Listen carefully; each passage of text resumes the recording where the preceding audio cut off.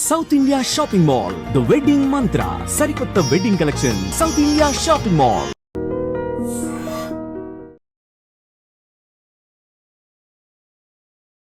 నమస్కారం, welcome to I dream. ధర్మ మార్గం విత్ విజిత కార్యక్రమానికి స్వాగతం.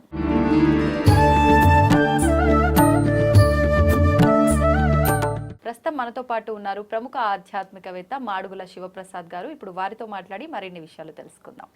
నమస్కారం గురుగారు. ఆశీర్వచనం తల్లి. గురుగారు, సాధారణంగా ప్రతి ఒక్కరు కూడా ఆలయం వెళ్ళిన తర్వాత తీర్థ ప్రసాదాలు తీసుకునే విధానం ఏదైతే ఉందో, ఇప్పుడు అది ఆచరించే విధానం తప్పుగా ఉందేమో, అంటే మనం తీర్థం తీసుకునేటప్పుడు చేయి పట్టుకునే విధానం కూడా కరెక్ట్గా ఉండాలి అని చెప్పి ఒక్కొక్కసారి ఈ పురోహితులు కూడా చెప్తుంటారు, అమ్మ అలా కాదు ఇలా పట్టుకో అని చెప్పి. ఇప్పుడు మనం తీసుకునే విధానం అంతా కరెక్ట్గానే ఉందా? శ్రీ మహాగణాధిపతయే నమః. ఐం మహాసరస్వత్యే నమః. శ్రీ లలితాంబికాదేవియే నమః. ఆలయాలలో తీర్థం తీసుకోవటము, ప్రసాదం తీసుకునేటువంటి విధానము ఏ విధంగా తీసుకోవాలి అనేది. ఆలయాలలో తీర్థం తీసుకునేటప్పుడు మామూలుగా చాలామంది ఇలా పడుతూ ఉంటారు చెయ్యి. ఇలా కాదు, నిజానికి ఇలా పట్టాలి. ఇలా పట్టినప్పుడు ఏమవుతుంది అంటే, ఈ వేలు లోపలికి ముడుచుకొని ఇది ఇలా ఉంటే, ఇది తీసుకునేటువంటి విధానంలో మనం ఎందుకు తీసుకుంటున్నాము తీర్థము తీసుకునే దానికి సార్థకత ఏమిటి అనేటువంటిది దానికి న్యాయం చేసిన వాళ్ళం అవుతాం. ఒక పద్ధతి, ఒక ముద్ర అనేటువంటిది ఉంటుంది తీసుకునేటువంటి విధానంలో. ఆచమనం చేసేటువంటి విధానంలో కూడా మనం ఇదే పాటిస్తాము. ఇలాగే మామూలుగా ఈ వేలు లోపలికి ఉండి ఇది ఇలా తీసుకోవటం అనేటువంటిది సాంప్రదాయము. ఇలా తీసుకున్నప్పుడు ఆడవాళ్ళైతే వాళ్ళ యొక్క చీర కొంగును ఇలా కిందికి పెట్టుకోవటము కానీ, మగవాళ్ళైతే ఉత్తరీయాన్ని ఇలా కిందికి పెట్టుకుని కాస్త నిటారుగా నిలబడి కాకుండా కొద్దిగా ఇలా వంగి తీసుకోవటం అనేటువంటిది సాంప్రదాయం.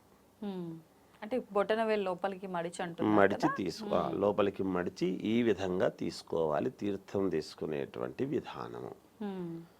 ఇలా తీసుకున్నందుకు మనకు నాడీ మండలము ఇవన్నీ కూడా ఉంటాయి కదా, లోపల నాడులన్నీ కూడా దానివల్ల దాని యొక్క సార్థకత, మేలు జరగటం అనేటువంటిది ఉంటుంది. ఎందుకోసము మనం తీర్థము, మన దేహము మనకు చెప్తారు, అకాల మృత్యుహరణం, సర్వవ్యాధి నివారణము, సమస్త పాపక్షేకరం, ఫలానా పరమేశ్వరి పాదోదకం, పరమేశ్వర పాదోదకం పావనం శుభం అని ఏ దేవుడైతే దేవుడు మామూలు సహజంగా మనం అనుకోవడం ఇవ్వటం జరుగుతుంది. ఇవన్నీ కూడా మనకు ఆ మంత్రానికి తదనుగుణంగా పాటిస్తున్నప్పుడు మంత్రానికి క్రియ అనేటువంటిది ఒకటి ఉంటుంది. ఏ కార్యక్రమం చేస్తున్నా మంత్రానికి క్రియ ఉంటుంది. ఆ మంత్రానికి తగ్గట్టుగా క్రియ జరగాలి. అందుకని ఇక్కడ తీర్థం తీసుకున్నప్పుడు ఇచ్చేటువంటి ఆయన 3 సార్లు ఎప్పుడైతే ఇస్తాడో అర్చకుడు, దానికి క్రియ కరెక్ట్గా ఉంటే సత్ఫలితం ఇస్తుంది. ఇప్పుడు ఈ 3 సార్లు ఇస్తున్నప్పుడు కూడా, అంటే కొంతమంది ఏమో ఒకసారి ఇవ్వగానే తాగి అలా 3 సార్లు తీసుకుంటారు, కొంతమంది అలాగే పెట్టి 3 సార్లు అయిపోయిన తర్వాత తీసుకుంటారు. 3 సార్లు అయిన తర్వాతనే తీసుకోవాలి. ఓకే. ఇప్పుడు అకాల మృత్యుహరణం, సర్వవ్యాధి నివారణం, సమస్త పాపక్షేకరం 3 సార్లు అవుతున్నాయి కదా, అయిన తర్వాతనే తీసుకోవాలి. పూర్తి అయిన తర్వాత తీసుకోవటమే న్యాయం. ఒకటి అయిన తర్వాత మామూలుగా ఒక ఏదైనా మనము పంచ ఉత్తరీయం లాగా ఉంటుంది. అందుకే దేవాలయాలలోకి వెళ్ళేటప్పుడు ఆడవాళ్ళకైతే బయట చెంగు ఇలా నిండుగా కప్పుకొని వెళ్ళటము ధర్మము. మామూలుగా వెళుతూ ఉంటారు. అలా కాకుండా బయట చెంగు ఈ భుజము మీదికి తీసుకొని, అంటే భర్తతో కూడా వెళ్ళినా, ఒకవేళ భర్త రాకుండా స్త్రీమూర్తి మాత్రమే వెళ్ళినా, భర్త కుడివైపు ఉంటాడు కదా, ఆ ఉన్నప్పుడు ఆ భర్తకు సంబంధించిన ఈ కొంగు ముందుకు ఎందుకు వేసుకుంటారు ఆడవాళ్ళు అంటే, అది భర్త శ్రేయస్సు కోసము వేసుకునేటువంటిది. మనమేమో హుందాతనము, గాంభీర్యము, అదొక గొప్పతనము, స్టైలు అని ఏవేవో అనుకుంటాం. అలా కాదు. స్త్రీలు ఆడవాళ్ళు భర్త పక్కన ఉండినా లేకపోయినా ఇలా వేసుకోవటము భర్తను గౌరవించడం, భర్తకు కలగాల్సినటువంటి శ్రేయస్సు కలగడము కోసము ఒక ఉన్నతమైనటువంటి దేవాలయాల్లోనూ పూజలు కార్యక్రమాలు చేస్తూ ఉన్నప్పుడు కానీ, పూజకు కూర్చున్నప్పుడు కానీ ఎప్పుడైనా ఆడవాళ్ళు స్త్రీమూర్తులందరూ కూడా ఈ కొంగు అనేటువంటిది పై ఇలా ఊరికే వెనక్కు వేసుకొని లేదా ఇలా నడుముకు ఇట్లా చుట్టుకొని అలా కూర్చుంటారు. అలా కూర్చోకుండా ఆ కొంగును ఇలా తీసుకోవాలి మళ్ళీ ముందుకు. అలా తీసుకోవటములో ఏమిటి అంటే భర్త శ్రేయస్సు నేను కోరుకుంటున్నాను అని స్వామికి తెలియజేయడంలో ఆంతర్యము. క్రియ అని నేను ఇందాకే చెప్పా. క్రియలు చాలా అవసరం. ఇవన్నీ కూడా క్రియలలో భాగమే. అలా వేసుకొని తీర్థము తీసుకోవటం అనేటువంటిది సాంప్రదాయం. అలా తుడుచుకున్న తర్వాత ప్రసాదము ఇస్తారు. ప్రసాదము ఇవ్వంగానే వెంటనే నోట్లోకి వేసుకుంటూ ఉంటారు చాలామంది దేవాలయాల్లో. అంటే కాస్త ఒక చోట ఎక్కడో కూర్చొని ప్రసాదము తీసుకోవటం అనేటువంటిది పద్ధతి, శాస్త్రము. ప్రసాదము కూర్చొని తినటం అనేటువంటిది అవసరం. అందుకనే మనం ఇళ్లలో భోజనాలు చేస్తే కూడా కింద కూర్చొని తినాలి అనేటువంటిదే శాస్త్రం. ఆ కూర్చున్నప్పుడు తింటూ ఉన్నప్పుడు ఆ తినేటువంటి తిండి పరిపూర్ణముగా మనం ఎందుకు తింటున్నట్టు, మనం ఆరోగ్యం కోసం తింటున్నట్టు. అవునండి. మన ఆరోగ్యంతో బాగుండి అన్ని రకాల జీవితంలో ముందుకు వెళ్ళటానికి అనుకూలముగా ఉండటం కోసం మనం తింటున్నాం. తినడం కోసమే పుట్టలేదు, బ్రతకడం కోసం తింటున్నాం. తినడం కోసం బ్రతకడం లేదు. కాబట్టి ఆ తినేటువంటి తిండి ప్రసాదం అనేటువంటిది ఒక్క నిమిషం అలా కూర్చొని తిని కాసేపైనా ఒక్క నిమిషమైనా కూర్చొని లేయాలి అని. అందుకనే చాలా వరకు ఏమవుతున్నది, అందరూ నిలబడి ఎప్పుడైతే తింటున్నారో, నిలబడి మంచినీళ్లు తాగుతూ ఉన్నారో అనారోగ్య పాలు ఎక్కువగా అవుతున్న కారణాలు అందుకే వస్తున్నాయి. ఎక్కడైనా పూర్వము హోటళ్ళు అయినా ఇళ్లల్లో అయినా కూర్చొని తినటం అనేటువంటిది సాంప్రదాయం. కూర్చొని తింటేనే దేహానికి అది తిన్న తిండి పడుతుంది. కూర్చొని తిన్నప్పటికీ ఇప్పుడు ఈ మధ్యకాలంలో చెప్పులు వేసుకొని అలాగే కూర్చొని తినటం లాంటివి కూడా ఎక్కువగా చూస్తున్నాం. ఇప్పుడు ఆఫీసుల్లోనే అవనివ్వండి, ఫంక్షన్లలో వెళ్ళినా కూడా మనం ఏకంగా చెప్పులతోటే తినేస్తున్నాం. అది కూడా కొంచెం దోషంగా మారుతుందంటారా? ఉత్త దోషము కాదు, మహాపాపము అన్నాడు. చెప్పులు వేసుకొని చెప్పులతోనే తినటం అనేటువంటిది చాలా చెడ్డది. అది మన ఆరోగ్యాన్ని మనమే నాశనం చేసుకుంటూ ఉన్నాం. మన చేతులారా చేసుకునేటువంటివి ఇవన్నీ. ఇవాళ వీధి వీధిన హాస్పిటల్స్ ఉన్నాయి అంటే అవునండి, ఎందుకు ఎక్కువైనట్టు అంటే మనము సౌకర్యాలు మనం కొనేటప్పుడు కూడా చూడండి, ఇల్లు ఏదన్నా కొంటున్నామంటే హాస్పిటల్స్ దగ్గర ఉన్నాయా లేదా, పిల్లలకు స్కూళ్ళు దగ్గర ఉన్నాయా లేదా అని చూసుకోవడంలో ఆంతర్యం ఉంది. వెంటనే హాస్పిటల్లోకి పోయేటట్టు ఉండాలి అంటే మనం కోరుకోవటం. హాస్పిటల్లో కదా నిరంతరము ఎవరో ఒకరు వస్తారులే అని బెడ్లు నిరంతరం వేసి పెట్టినట్టుగా ఇంట్లో పరిపూర్ణముగా పర్మనెంట్గా ఉండే బెడ్లు ఉండడం. పూర్వము పరుపో చాపనో వేసుకుంటే ఆ చాప చుట్టి మళ్ళీ పక్కకు నిలబెట్టేవాళ్ళు. రాత్రి పడుకున్న తర్వాత పొద్దున్న లేచిన తర్వాత రాత్రి మళ్ళీ పడుకునేదానికి ఆ పక్కలు వేసుకోవడము, మళ్ళీ చుట్టు పెట్టేటువంటి సాంప్రదాయం ఉండింది. అందుకనే వాళ్ళు బాగా ఆరోగ్యవంతముగా చాలా వాళ్ళ తిండ్లు వేరండి అంటుంటాం మనం. ఊరికే వాళ్ళ తిండ్లు వేరు కాదు, వాళ్ళు నడిచిన నడవడిక, వాళ్ళ మార్గమే వేరు. మన మార్గమే అనుచితమైన మార్గం. ఎక్కడుంటాయండి పర్మనెంట్గా? ఒకడు పోతే ఒకడు వచ్చి దాని మీద పడుకోవడానికి హాస్పిటల్స్లో ఉంటాయి. ఇళ్ళన్నీ హాస్పిటల్స్ లాగానే నిరంతరము అవి మంచాలు అట్లాగే ఉండి వాటి మీదనే కూర్చొని కాఫీ తాగి వాటి మీదనే టిఫిన్లు తిని ఇక పెద్ద తేడా ఏముంది? ఇంట్లో భార్య కూడా నర్సులాగా అన్ని అక్కడికి తెచ్చిచ్చే పరిస్థితి అవుతున్నది. అది కరెక్ట్ కాదు.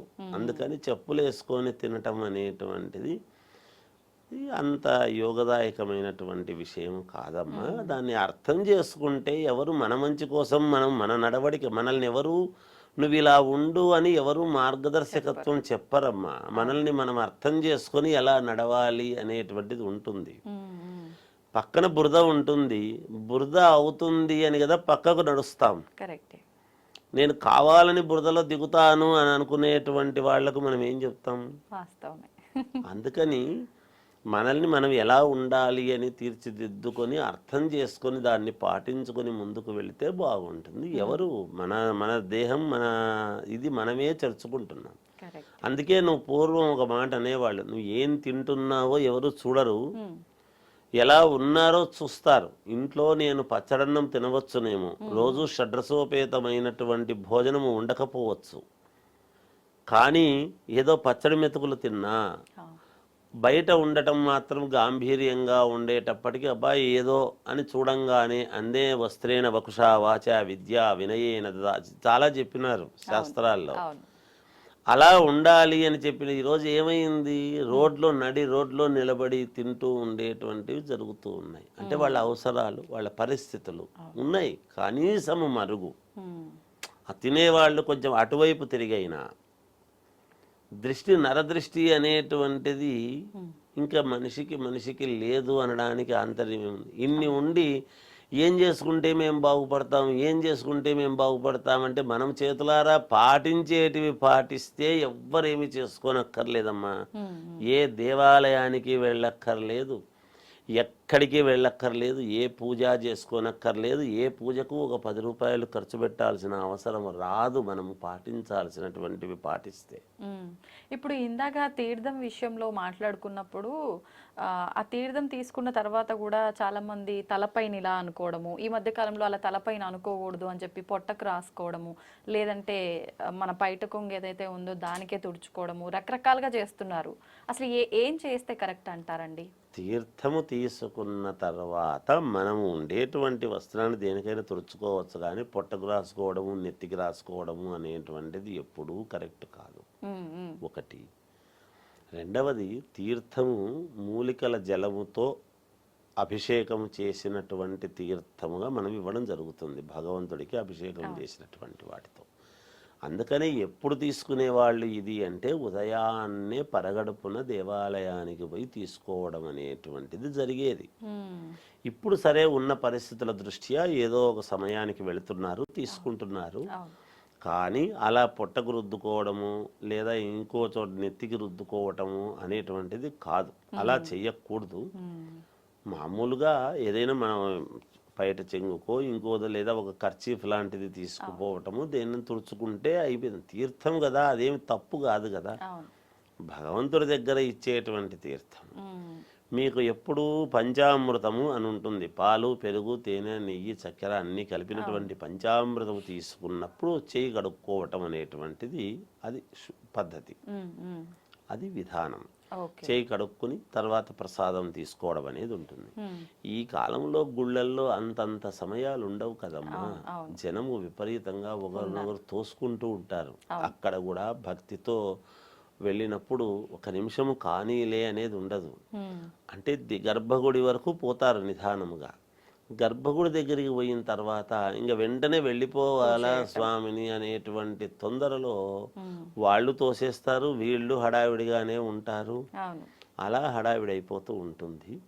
ఎక్కడైనా గుళ్ళల్లో కూడా అవి మార్పులు రావాలేమో. జనం వెళ్ళినప్పుడు ఒక్క సెకండో 2 సెకండ్లో స్వామిని చూసి అనుగ్రహం పొందేట్టుగా ఉండాలి.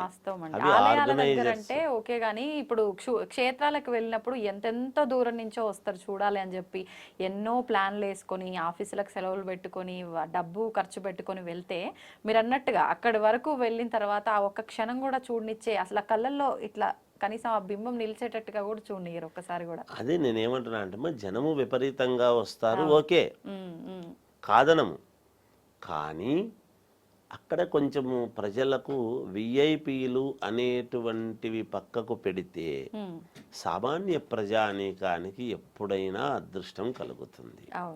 ఈ విఐపీలకు 1 గంట, అరగంట, 10 నిమిషాలు, 15 నిమిషాలు ఒక్కొక్కరు ఒక్కొక్క విఐపీ 10 మందిని, 12 మందిని, 20 మందిని పిలుచుకెళ్తే వాళ్ళకే ఒక అరగంట, గంట పోయా వీళ్ళనేమో తోసేస్తుంటారు, వాళ్ళనేమో నిలబెట్టి మళ్ళీ స్వామి యొక్క అలంకారానికి చేసినటువంటివి పూలో లేకపోతే శాలువ విఐపీలుగా చూడాల్సిందే. అవును. కానీ సామాన్య ప్రజలకు కనీసం ఒక 10 సెకండ్లన్నా స్వామిని చూడటానికి అనుగ్రహిస్తే బాగుంటుంది అనేది ఎక్కడైనా చెప్పాల్సినటువంటి మాట తల్లి. అది సంగతి. సంతోషం అండి, చాలా మంచి విషయాలు తెలియజేశారు. ధన్యవాదాలు. జయోస్తు. దీన్ని తవ్వండి, తవ్వుతూనే శివలింగం. సరే దాన్ని అట్లా కప్పేసేయండి, చూపించదండి. Krishna is there. మూర్తి పూజ కాదు, సాక్షాత్ బ్రజేంద్ర నందన భగవాన్ ఉన్నారు మూర్తిలో. ఏమీ ఆశించకుండా ఆరాధించే వాళ్ళు కూడా ఉన్నారా ప్రభుజీ? నిజమైన భక్తి అంటే మనకు తెలియదు కాబట్టి